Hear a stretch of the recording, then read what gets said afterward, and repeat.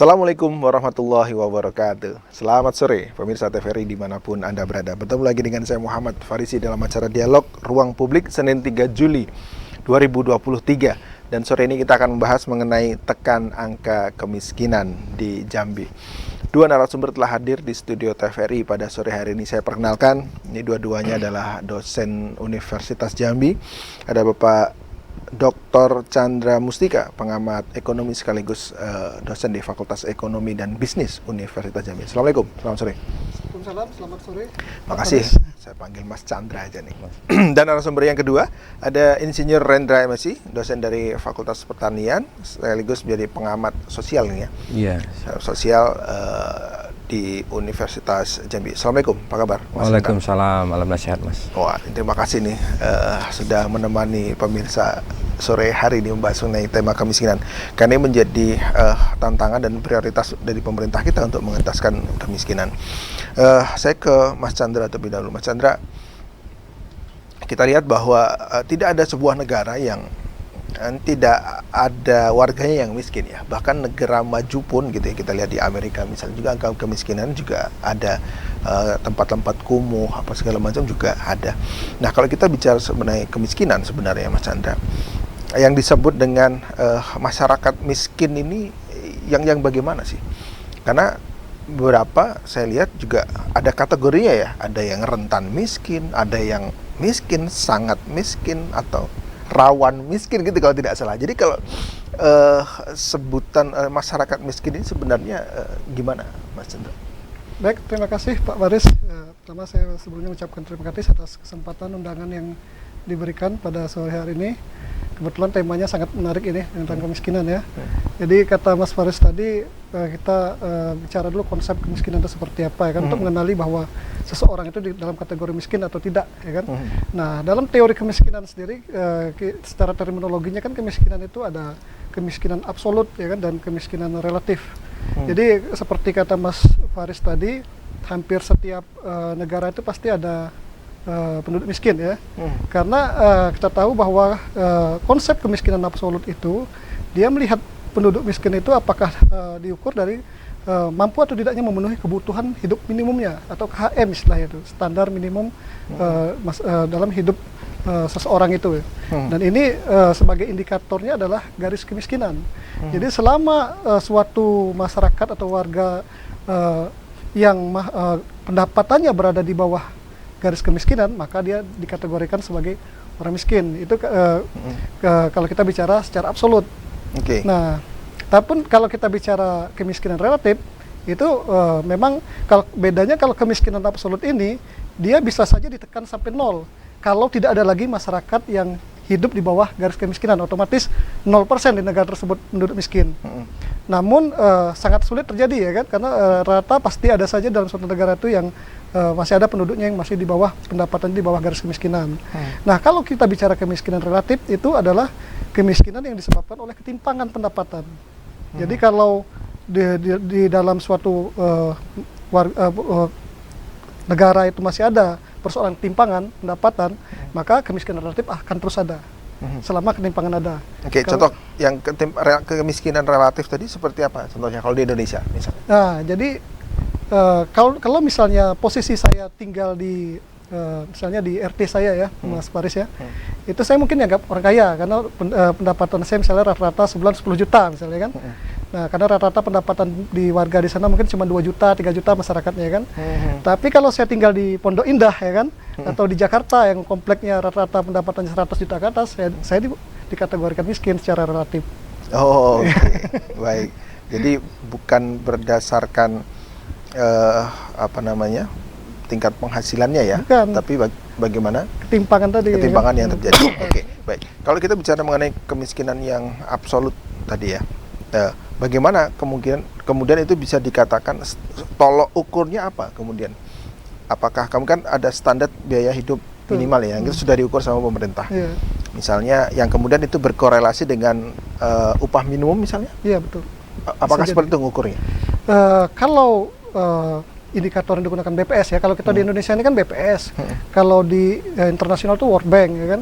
Kalau di BPS itu mereka menggunakan indikator garis kemiskinan itu berdasarkan ada kebutuhan makanan dan non makanan. Jadi misalnya per orang itu kebutuhan makanan dan makanan untuk minimal dalam sebulan itu berapa ya kan? Dihitung ya kan. Misalnya kalau Jambi ini garis kemiskinannya kalau nggak salah di BPS saya baca datanya itu 545.000 per orang. Per orang? Iya, itu garis kemiskinan yang dihitung BPS. Jadi kalau ada orang yang pendapatannya kurang dari 545.000 berarti dia hidup di bawah garis kemiskinan. Nah, dia kan kadang-kadang dalam satu rumah tangga itu dia per individu dihitung ya kan. Oh gitu. Bukan kebutuhan misalnya satu keluarga ada 4 orang. Iya. Bapak, ibu, 2 orang anak. Betul, berarti 2 jutaan tadi ya. Betul. Kalau itu. pendapatannya di bawah 2 juta itu berarti dia di bawah garis kemiskinan dia. Kan karena satu orangnya 545.000, ada 4 orang kita kalikan aja ya kan sekitar 2 jutaan berarti kan. Nah, berarti otomatis kalau pendapatannya kurang dari 2 jutaan lebih tadi, dia masuk kategori penduduk miskin. Oke. Nah, kalau kita bicara data yang Mas Chandra tahu nih, baik di Indonesia, di Provinsi Jambi atau di kabupaten kota lah misalnya kota Jambi, angka kemiskinan itu berapa yang kemudian ini dianggap masih normal, ini udah wah ini banyak banget ini yang miskin ini atau naik terus misalnya. Berapa standarnya? Atau harus standarnya itu memang 0 tidak ada atau memang ada ilmunya untuk mengukur? Artinya kalau 10% warganya ini kategori miskin, ini masih dianggap wajar atau gimana itu? Berapa patokannya? Ya, ada?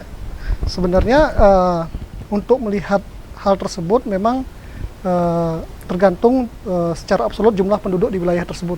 Jadi kalau kita bilang tingkat kemiskinan kita rendah, misalnya Indonesia 9,5% ya kan? Ya.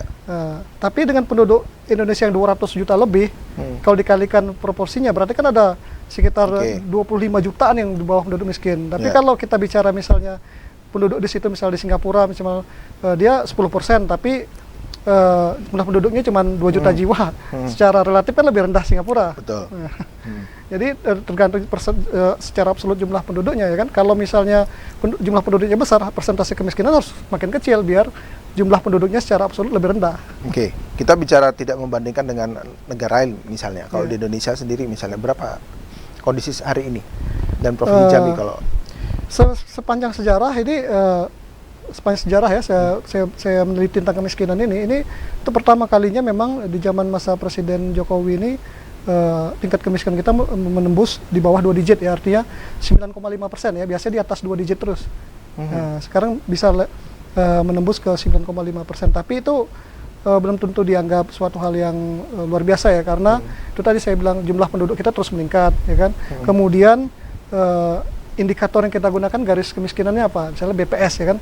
BPS 535.000 Indonesia misalnya kan. Nah, kalau kita ambil garis kemiskinan dari World Bank, World Bank itu kan garis kemiskinannya $2,5 per hari ya. Sekitar kalau dikurskan tuh 32.000 sehari. Jadi kalau dikalikan 30 hari kan ada semacam hampir sejuta ya lebih ya.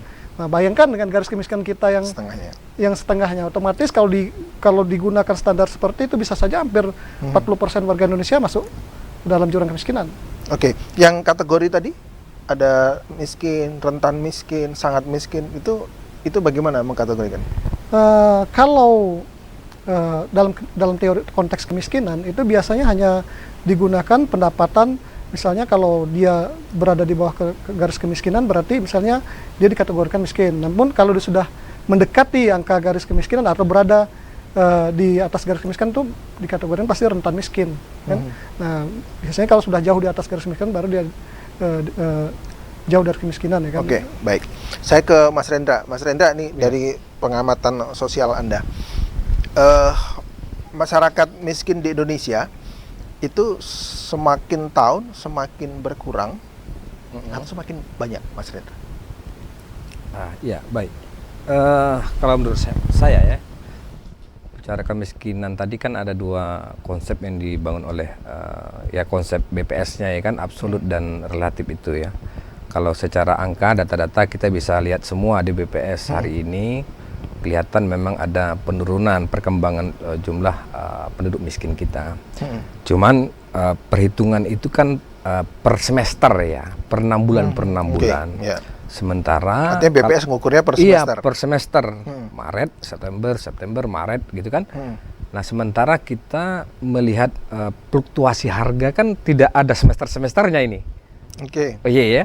Nah, artinya kita mengukur angka kemiskinan kalau selalu berpatokan di angka-angka, kadang kita tidak akan menemukan suatu fakta yang kadang berbeda di lapangan gitu.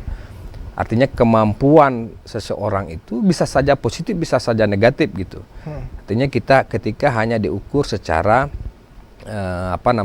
absolut gitu. Karena mengukur secara absolut tadi kan ada dua yang diukur kan. Satu dari sisi garis kemiskinan dari makanan maupun non makanan. Berarti kan hanya berbicara kalau kita kalau kita belajar teori, ini pakai teorinya Abraham Maslow nih, piramida kebutuhan. Justru kalau saya melihat relevansi teori itu agak kurang gitu loh. Kenapa? Justru sekarang ada teori pengembangan dari Abraham Maslow itu yang namanya teori Alderfer yang mengembangkan teori ERG, bahwa bisa saja orang tidak memenuhi kebutuhan dasar tapi dia sudah sampai pada kebutuhan puncak. Contoh, orang tinggal di perkotaan, dia tidak punya rumah, dia tinggal di tempat penyewaan tapi dia punya aset di mana-mana. Misalnya begitu. Karena rumah bagi dia justru secara ekonomi tidak profit bagi dia. Kenapa dia harus? Karena dia mobilitasnya tinggi misalnya. Sehingga tidak penting harus punya rumah di satu tempat. Tapi dia punya, misalnya dia punya dunia anak milenial sekarang, dia punya akun media sosial yang punya follower yang jutaan. Penghasilannya berapa? Apakah dia dihitung dari tempat tinggalnya yang non makanan tadi ya? Ya kan ada yang kalau dari makanan kita bisa ukur gitu kan, kalori. Kalau dari ini kan minimum kalori kalau tidak salah 2100 kilokalori per hari per kapita, itu udah tahu lah ya. Nah itu persoalannya sekarang ya, mau tidak mau kalau kita melihat rujukannya itu ya kita tetap mengacu kepada dua dimensi tadi, absolut dan relatif. Relatif itu persentase, sementara absolut di bawah garis kemiskinan itu katakan miskin. Nah, tinggal pengkategorian yang tadi Mas bilang sangat miskin, rentan miskin segala macam itu kan ada kalkulasinya. Ada perhitungan kemampuan dia di bawah 12 ya. 12 17 di atas 17. Itu ada kategorinya. Nah, cuman saya lihat realita hari ini justru ketidakpastian itu yang kadang membuat sulit kita membuat justifikasi miskin dan tidak miskin, karena ada faktor-faktor global juga yang berpengaruh terhadap misalnya harga energi misalnya. Dengan naiknya harga BBM saja itu kan akan menyebabkan pengaruh yang luar biasa terhadap pengeluaran. Karena penghitungan kemiskinan ini kan dalam konsep penghitungan pengeluaran ya Pak Dokter ya, diukur dari pengeluaran dia per bulan, ya kan, per kapita. Nah, artinya kalau pengeluaran ini kan kalau harga sewaktu-waktu naik tidak terakomodir oleh angka statistik yang per 6 bulan, maka kemiskinan itu luput dari pengamatan statistik. Justru secara real di lapangan. Mas Rendra, ada yang menarik. Ini kemiskinan dianggap sebagai diukur secara fisik. Ya. Tapi ada juga yang mengukur bahwa kemiskinan itu mindset, katanya begitu. Ya. Iya. Ya. Bisa saja Mas. Gimana Mas? Karena mengukur kemiskinan, ya itu kan kalau mengacu kepada BPS kita tidak bisa lari dari rumus yang sudah ada. Tapi kemiskinan itu, kalau kemiskinan BPS kan melihat dari pengeluaran nih yang diukur. Apakah kita mengeluarkan dari bawah garis kemiskinan atau di atas garis kemiskinan? Kalau di bawah berarti miskin. Nah, ada juga yang bisa mengukur dari kemampuan, misalnya daya saing, daya saing masyarakat, individu ataupun daerah, itu juga bisa menjadi tolok ukur angka kemiskinan, termasuk mindset. Nah itu kan potensi tadi, potensi. Kalau mindsetnya sudah miskin, karena miskin itu kan ada miskin struktur, ada kultur gitu ya, ada miskin ekonomi gitu ya, miskin individu ya, secara ekonomi gitu. Oke. Baik. Saya beralih dulu Mas Rendra ke Mas Andra. Mas Andra, kalau kita bicara kemiskinan ini kan ada yang masyarakat yang tinggal di kota, ada yang tinggal di desa. Nah, kalau berdasarkan data sebenarnya yang miskin itu banyak yang di kota atau banyak yang di desa, atau sama-sama banyaknya. Dan mungkin ada perbedaan kali ya, yang miskin di kota dan di desa itu apa perbedaannya. Tapi nanti menjawabnya Mas Chandra. Kita harus jeda dulu, pemirsa jangan kemana-mana, tetap di Dialog Ruang Publik.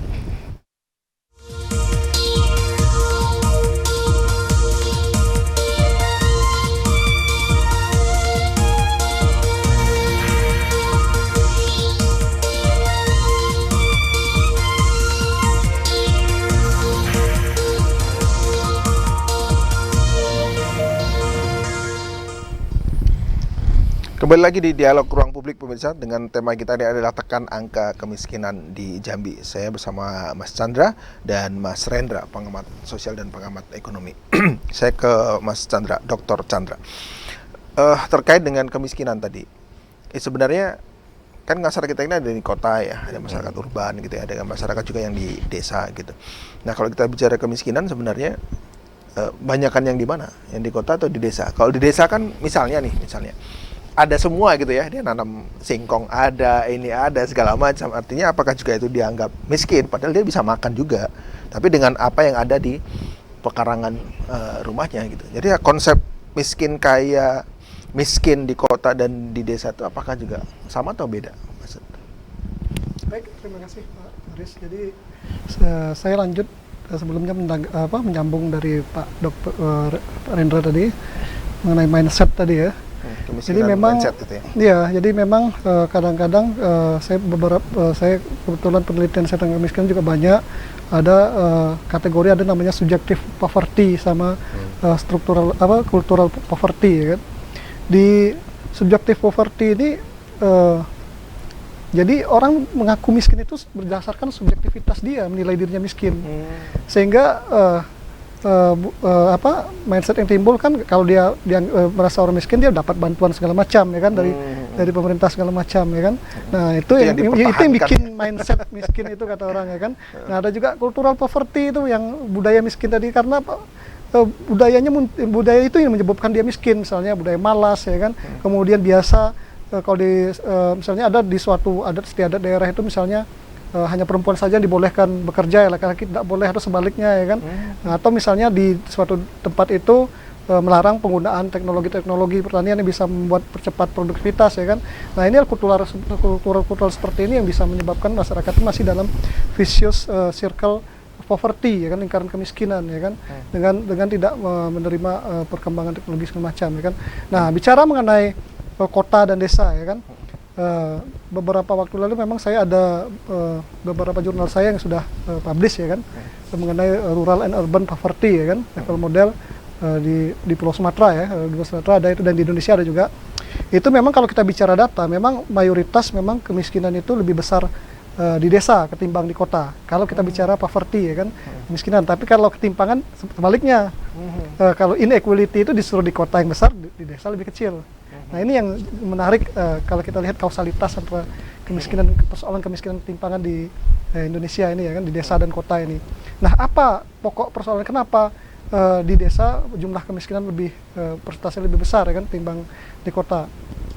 Yang pertama kita lihat ya kan, di pedesaan itu kan mayoritas masyarakatnya pekerjaannya homogen, artinya tidak ada variasi pekerjaan, hanya pekerjaan itu hanya di sektor pertanian, menggantungkan di sektor pertanian ya kan, berladang segala macam, berkebun ya kan, sehingga hal-hal tersebut kurang produktivitasnya kurang tinggi ya kan, jika memperoleh income yang lebih besar.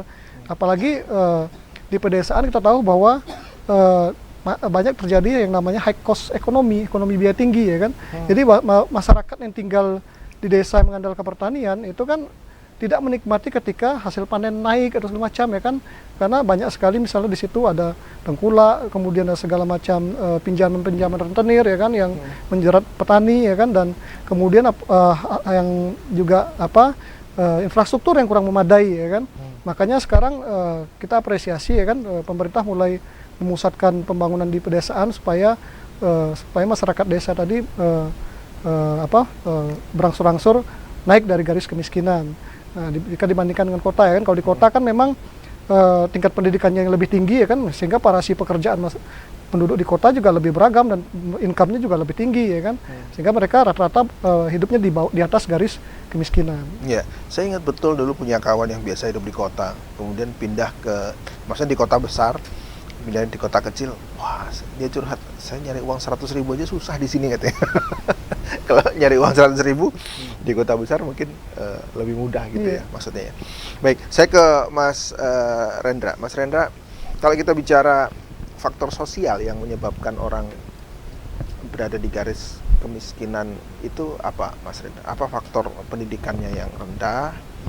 Apa faktor dia turun-temurun memang keluarga orang miskin gitu ya? Atau apa sebenarnya, Mas Rendra? Ya, baik. Beberapa referensi yang saya baca ya, jurnal yang membahas tentang penyebab-penyebab terkait masalah kemiskinan ini, diantaranya adalah masalah pendidikan.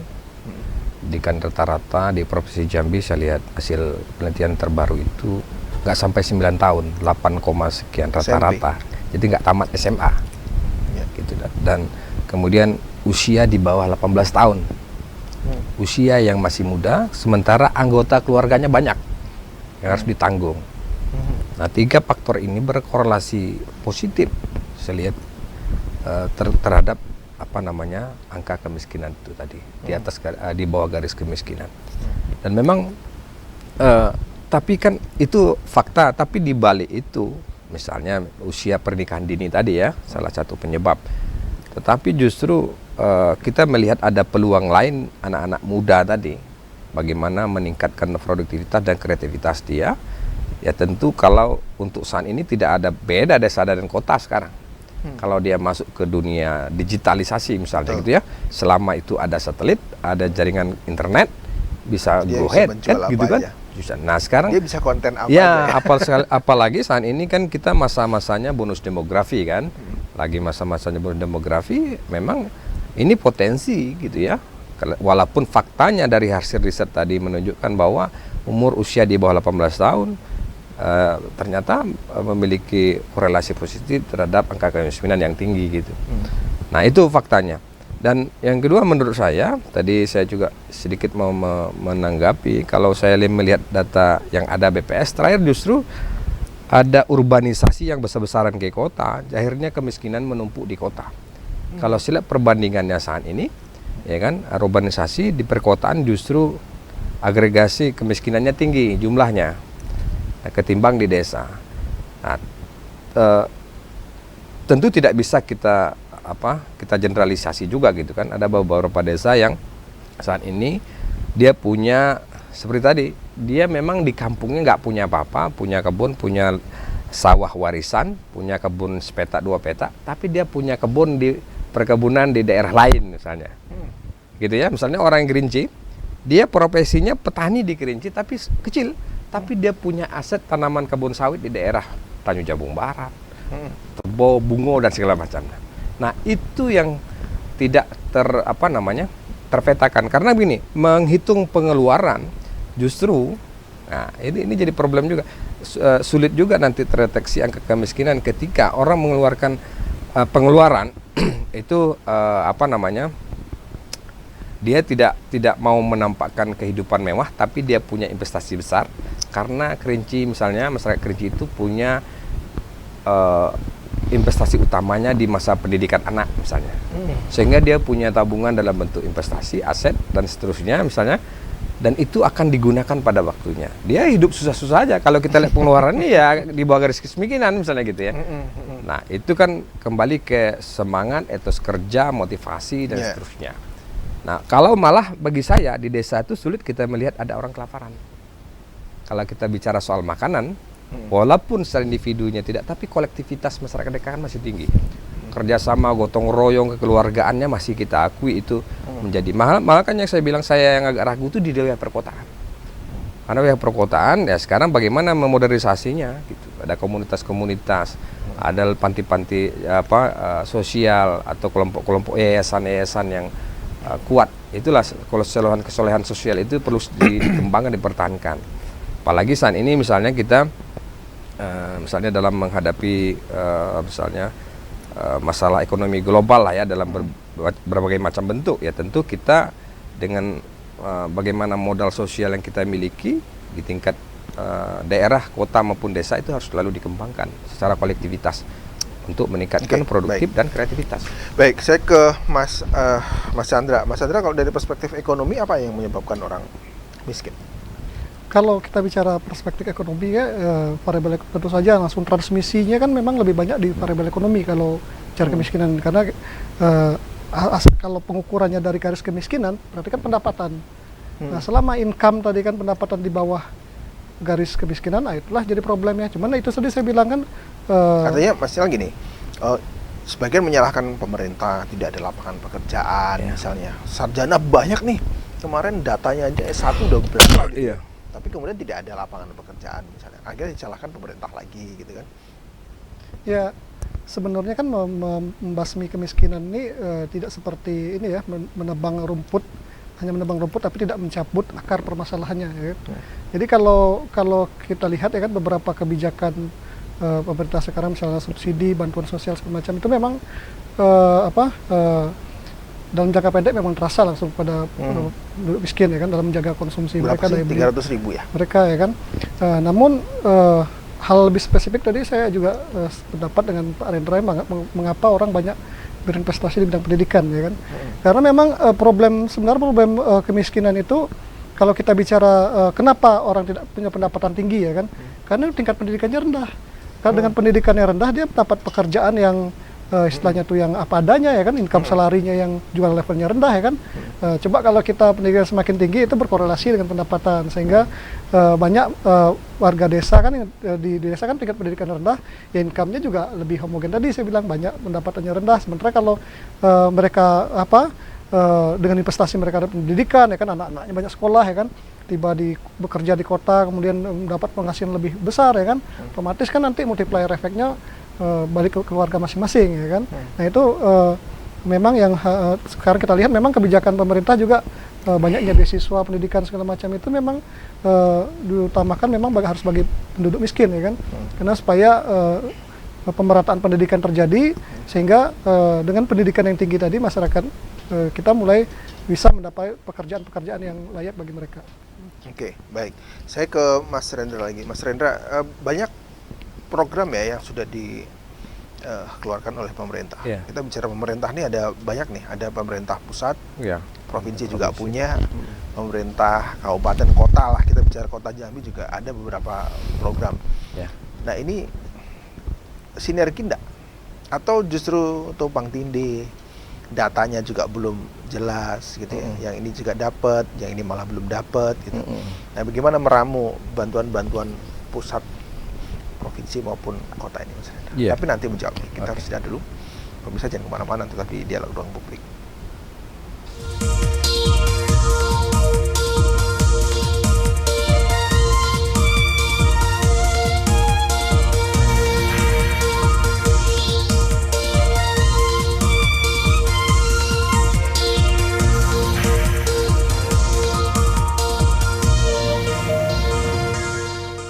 Kita masuk ke segmen yang ketiga, pemirsa, di dialog ruang publik, dan di segmen ini kami mengundang Anda untuk berdialog, berdiskusi bersama narasumber di studio TVRI di line telepon 0741663885, 0741663885 atau nomor telepon yang ada di layar televisi Anda.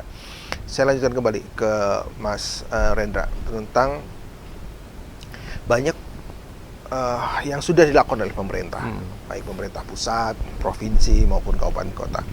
Ada misalnya bansos, meskipun itu dikorupsi kemarin gitu ya. Kemungkinan ada bantuan langsung tunai ya, masih ada ya. Kemudian ada program keluarga harapan, kemudian ada beasiswa, bidik misi dulu namanya, kemudian jadi KIPKA dan lain sebagainya. Nah, apakah itu sudah cukup? Sudah tepat sasaran, Mas? Ya, kalau menurut saya program itu sangat berpengaruh terhadap penanggulangan angka kemiskinan kita sebenarnya. Cuman walaupun dalam distribusinya, dalam teknis di lapangan tentu banyak sekali sampai sekarang kita masih melihat fenomena salah sasaran misalnya. Orang yang tidak seharusnya ada yang lebih prioritas untuk mendapatkan ternyata justru tidak dapat. Hanya persoalan-persoalan yang sebenarnya tidak terlalu rumit sebenarnya kalau untuk diselesaikan oleh pemerintah daerah. Nah, tinggal lagi ini pemerintah daerah dan pihak-pihak yang berkompeten itu harus membuka ini secara transparan, bahwa jangan ada lagi misalnya yang berhak mendapat bansos dan yang tidak, itu harus clear gitu, sehingga di tengah-tengah masyarakat tidak muncul kecemburuan sosial. Bahkan sebenarnya kita gampang sekali kalau kita mau tahu orang yang perlu dan tidak diperlu, itu tinggal kita cek aja ke pusat-pusat tempat mereka ngumpul, misalnya di warung-warung misalnya gitu kan, tempat ibu-ibu belanja nongkrong, udah tahu tuh siapa yang iya kan, yang suka minjam beras setiap hari. Itu kita bisa tahu yang betul-betul itu yang harusnya kita prioritaskan gitu loh. Nah ini jangan-jangan sebelum tahu data udah ada tahu orangnya siapa yang terima, itu jadi problem. Data yang terima tuh udah ada ya, padahal kita belum survei, belum lihat kelayakan penerima sasaran dari program Jadi ini. persoalannya ada di data. Persoalannya ya bagaimana data dan eksekusinya gitu loh. Jangan ada juga dalam hal konteks ini ada misalnya pemotongan misalnya gitu kan, ada penyunatan di sana sih. Harus benar-benar dilayani juga. Kalau dalam bentuk misalnya kesehatan, memang jangan dibedakan pelayanannya. Justru kalau kita mau berpikir ini utama, ya harus diprioritaskan gitu loh. Nah sekarang kan bicara data kan sebenarnya pemerintah yang pusat provinsi ini kan tidak berdatanya juga dari kabupaten kota ya. Iya. Artinya kan jadi bank data, sumber datanya, orang-orang yang kemudian harusnya memberikan data itu dari pemerintah kabupaten kota. Iya. Nah kita kan kebiasaan orang Indonesia ini kan suka nembak data gitu ya maksudnya. Malas gitu untuk memvalidasi gitu. Oke, data awal udah ada. Kan kita bisa validasi karena kemiskinan ini kan dinamis gitu loh. Mungkin dulunya dia memang perlu misalnya prioritas, tapi sekarang enggak, karena dengan peningkatan pendapatan, dengan tambah pekerjaan baru, sumber penghasilan baru misalnya. Ya kan? Nah, itu kan dinamis sekali. Tidak bisa. Jadi makanya untuk mengolah data ini harus ada validasi. Kapan perlu dilibatkan pihak ketiga yang memang profesional di situ gitu loh. Dan dengan didukung dengan data yang ada sebagai database misalnya. Karena persoalannya sepele. Nah di samping itu perlu juga diutamakan betul misalnya program-program ini untuk tadi ada layanan kesehatan, pendidikan misalnya gitu ya. Nah sekarang yang kita misalnya masalah pendidikan. Masalah pendidikan ini kan lumayan nih, beasiswa gratis gitu ya. Nah ini kan jadi siapa yang berhak menentukan yang menerima dan tidak menerima, dan siapa memvalidasi ini berhak atau tidak, memverifikasinya gitu. Nah ini kan jadi persoalan tuh. Walaupun di perguruan tinggi nanti kan akan ada tim verifikasi ke lapangan kan, ini udah benar atau tidak. Tapi mestinya ya misalnya orang yang menerima tuh benar-benar tidak ada tanda-tanda ya atau rekayasa lah gitu ya, indikasi ke arah situ. Nah, benar-benar sistem validasinya, verifikasinya harus lebih keren, canggih lagi dan lebih konsekuen menerapkan itu. Jangan nanti tahu ada bantuan kemudian semuanya ngaku miskin gitu. Fotonya itu tadi mindset yang dibilang Pak Chandra tadi, berpura pengen miskin supaya dapat bantuan gitu kan. Baik. Mas Chandra, kalau dari semua program pemerintah tadi ya, ada bantuan langsung tunai dan lain sebagainya tadi, itu sudah cukup Mas Chandra, atau wah ini enggak bener nih, harus kasih kail nih, atau jangan kasih, atau semuanya juga kasih ikan juga, kasih kail juga, gimana Mas Chandra? Semuanya kan dalam ekonomi itu kan ada namanya short run dan long run ya kan. Dalam aspek short run, jangka pendek ya kan, itu memang cukup efektif ya kan dalam menjaga daya beli masyarakat ya kan, misalnya kayak BLT, kemudian bansos, atau misalnya raskin ya kan, macam ya kan, KIP atau apa tadi ya kan, Jamkesmas segala macam ya kan, itu memang sangat dibutuhkan masyarakat miskin ya kan. Namun kan kita seperti kata Mas Faris tadi, tidak hanya mengasih ikan ya kan, tapi kita harus ajarkan mereka mencari ikan sendiri ya kan. Mungkin kan sekarang ini pemerintah ada lagi program kebijakan kredit usaha rakyat ya kan, KUR tadi ya kan, mikro ya kan. Nah problemnya di sini ya kan, saya juga pernah waktu itu diundang dengar pendapat dengan DPD RI ya kan, di Universitas Jambi Mas Darlo, itu mengenai masalah penjaminan usaha mikro ini ya kan. Problemnya di sini kan kadang-kadang masyarakat yang mau meminjam di bank kan, ditanya jaminan dulu ya kan. Nah, ini problemnya kan. Jadi bagaimana mungkin usaha mikro mau berkembang ya kan dengan sedangkan KUR tadi masih minta jaminan ya kan. Walaupun hanya sekedar BPKB motor segala macam. Tapi kan yang namanya masyarakat miskin itu tadi saya bilang kan. Masyarakat miskin itu kan kalau dalam teori Keynes itu jika orang pendapatannya itu bisa digunakan untuk konsumsi dan saving. Kalau orang miskin itu Y sama dengan C, MPC itu sampai dengan 100 ya kan. 1 ya kan. Artinya seluruh kalau kita mensurvei orang miskin, jangan tanya pendapatannya, tanya pengeluaran mereka, ya kan? Karena pengeluaran mereka itu sama dengan pendapatan, ya kan? Tapi kalau sudah bisa saving, bisa investasi, nah itu bukan kategori miskin tadi, ya kan? Nah itu jadi problem. Jadi dengan KUR tadi misalnya, dan sekarang kan kita tahu bahwa program pemerintah berikutnya kan itu infrastruktur ini, ya kan? Jadi itu secara jangka panjang itu memang membuat terjadinya efisiensi dalam ekonomi ya kan. Biasanya kan di pedesaan itu bikin high cost ekonomi itu tadi masalah transportasi ya kan, tidak adanya rumah sakit segala macam ya kan. Sekarang kan sudah infrastruktur berkembang ya kan, orang tidak lagi seperti kata Pak Rendra tadi urbanisasi besar-besaran ya kan, karena masyarakat desa betah di desa ya kan, karena infrastruktur mereka sudah aman bagus di situ ya kan, ada rumah sakitnya ada segala macamnya, nah, otomatis kan desa juga bergerak tanpa bermigrasi ke kota. Ada yang menarik ini Mas Rendra, kemarin kalau Pak Rendra tahu viral gitu ya, mendengarkan Pak Jokowi. Oke, ada telepon masuk, kita sapa dulu. Assalamualaikum, selamat sore.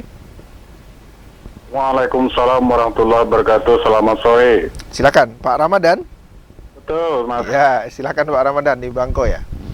Ya, betul. Tepat sekali itu. Silakan. Tentu hutang kita semua, kemiskinan ini banyak di Jambi ini. Saya ingin menanyakan kepada pengamat ini, yang pertama, menurut yang saya ketahui, Bapak-Bapak, HGU, hak guna usaha itu, yang diberikan kepada pengusaha itu, kalau menurut hitungan saya umurnya tuh sudah sampai 25 tahun, itu harus negara mengambil kembali. Pertanyaan besarnya itu, orang kaya kok diberikan tanah, sudah sampai waktunya kok tidak diambil itu untuk rakyat. Judul kita kan tekan angka kemiskinan. Sekarang kepemilikan tanah petani kita itu berapa, satu orang itu berapa banyak kepemilikannya. Kalau di Jawa rata-rata 1/4 sampai setengah hektar. Kalau di Jambi kepemilikannya banyak, luas karena hutan itu tidak terpakai. Tapi persoalan kita keberpihakan lagi ya, berpihakan pemerintah kepada petani-petani miskin kita itu ada atau tidak, dari bukti-bukti yang kita miliki, jalan dan lain sebagainya. Kemudian yang penting bagi saya, HGU itu diberikan oleh negara kepada orang kaya. Kalau di Merangin saya tahu tuh 50.000 hektar itu digunakan oleh pengusaha, tapi petani kita masih miskin. Apakah tidak baiknya HGU itu diambil, diberikan petani? Mungkin 50% dari angka kemiskinan itu bisa teratasi. Sekarang saya lagi ngetren petani sawit sedang naik daun. Itu pertanyaan besar saya. Pantaskah orang kaya diberikan terus tanah yang begitu luas, sementara masyarakat kita bergelimang dengan kemiskinan? Terima kasih Pak. Assalamualaikum warahmatullahi wabarakatuh. Waalaikumsalam. Terima kasih Pak Ramadan di Bangko. Oke, ini dua-duanya jadi disebutkan pengamatan, jadi tidak spesifik salah satu. Artinya kalau sudah tahu di suatu daerah itu kemudian mayoritas masyarakatnya bertani, tapi kemudian tanahnya tidak dikuasai oleh masyarakat gitu, tapi diberikan oleh korporat lah misalnya, atau perorangan yang kemudian bisa mengelola tapi tidak untuk masyarakat baik. Mas Rendra gimana? Baik, saya setuju tadi dengan Pak Ramadan ya dari Merangin. Ya, ini tergantung keberpihakan, ya, karena memang HGU itu masa berlakunya 25 tahun. Setelah itu boleh dievaluasi apa mau dilanjut atau tidak misalnya gitu. Kalau menurut pemerintah misalnya ada nih ketimpangan kemiskinan yang terlalu jauh dan bagaimana ini menjadi prioritas, ya tentu bisa dalam bentuk misalnya pembagian lahan kepada masyarakat petani yang memang miskin gitu loh. Nah, jadi betul-betul ada istilahnya dalam land reform ya kalau tidak salah saya itu. dulu pernah dilakukan, bahkan kalau tidak salah di Provinsi Bengkulu itu melakukan land reform ketika perusahaan yang sudah diberikan HGU tapi tidak dimanfaatkan atau tidak digunakan secara optimal, maka yang tidak ditarik oleh pemerintah. Yang tidak digunakan atau diolah itu dia tarik pemerintah terus dibagi ke petani. Nah, itu kan memang harus ada keberpihakan. Bagaimana sistemnya ya, kita melihat aturan lah, bagaimana aturan pembagiannya. Yang penting sumber daya itu menjadi faktor utama dalam rangka meningkatkan pendapatan, kan itu problemnya. Bagaimana meningkatkan pendapatan petani. Tapi itu sangat ekstrim ya. Artinya kalau memang itu memungkinkan, karena ini tarik menarik politik ya, kadang-kadang bicara soal ini kan ada faktor variabel lain yang lebih kuat di situ gitu. Padahal skemanya ada ya, ada perhutanan sosial kalau tidak salah dan lain-lain ya. Ada juga sebenarnya skemanya yang bisa kemudian diakomodir untuk kemudian diberikan kepada masyarakat. Ya, nah makan juga dalam bagi perusahaan pun kan ada tanggung jawab sosial juga yang harus dia berikan kepada masyarakat petani misalnya. Yang itu juga harus bisa dioptimalkan misalnya. Kalaupun dalam masalah pemberian pembagian hak lahan tadi tidak memungkinkan misalnya, itu kan bisa memaksimalkan peranan dia sebagai tanggung jawab sosial dia terhadap masyarakat sekitar misalnya. Oke, baik. Kalau Mas Chandra, apa tanggapan? Ya, saya rasa memang momentum saat ini memang harus digunakan oleh Kementerian ATR ya, Agraria untuk melakukan reformasi besar-besaran. Artinya selama ini kan kita kenal dengan mafia tanah ya kan, segala macam ya kan. Reformasi tadi sudah atau belum? Saya rasa masih belum maksimal ya, karena kita tahu masih ada bentuk kasus-kasus seperti ini ya kan.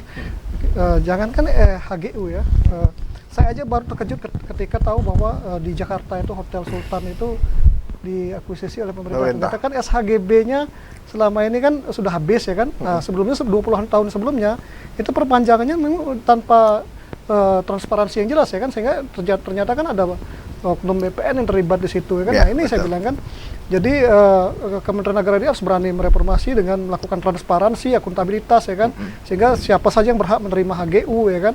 Kemudian apakah HGU yang sudah habis ini dilaporkan di website mereka segala macam ya kan, sehingga masyarakat bisa melihat, monitor ya kan. Kita juga memberikan evaluasi ya kan terhadap DTR, sehingga mempersempit ruang lingkup terjadinya permainan oknum-oknum yang ingin menggunakan HGU atau HGB yang tidak sesuai ya kan.